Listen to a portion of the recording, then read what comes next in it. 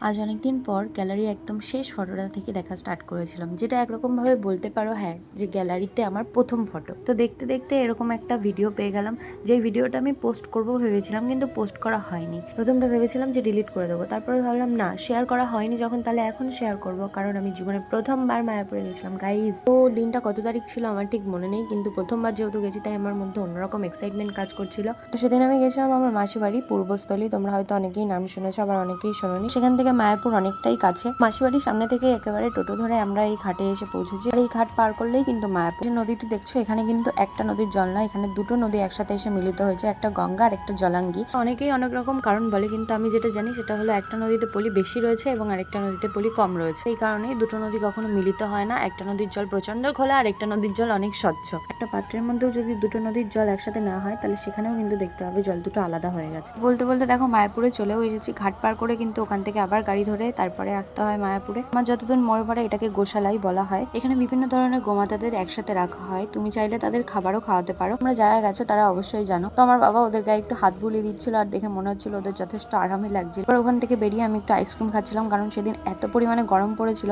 আমি মন্দিরের ভিতর গেছিলাম কিন্তু সেখানে ফোন অ্যালাউ করে না বলে আমি কোনো রকম ভিডিও করতে পারিনি। তারপর হঠাৎ করে বৃষ্টি নেমে গেছিল, সেই জন্য তাড়াহুড়ো করে বিকেল বিকেল থাকতেই আমরা ওখান থেকে বেরিয়ে যাই। একটা জিনিস বলে রাখা ভালো, মন্দিরে কিন্তু একেবারেই স্লিপলেস অ্যালাউ করে না। আমি এই জিনিসটা জানতাম না বলেই কিন্তু স্লিপলেস পরে গেছিলাম, কিন্তু তোমরা এই ভুলটা করো না। তো আমরা ঘাট পার করে এসে বাইরে কিছু খাওয়া দাওয়া করি এবং খাওয়া দাওয়ার পরে আমরা বাড়ির দিকে চলে যাই। ছিল আমার পুরো মায়াপুর যাত্রার এক্সপিরিয়েন্স। এখনো যদি পারি তাহলে আবার আসবো। তোমরা কে কতবার মায়াপুর গেছো অবশ্যই জানি। এই ব্লগটা এই পর্যন্তই, দেখা হচ্ছে নেক্সট কোনো ভিডিওতে। আমি আরাধ্যা। যদি আমার ভিডিওটা তোমাদের ভালো লেগে থাকে তাহলে লাইক কমেন্ট শেয়ার করে দিও। বাই।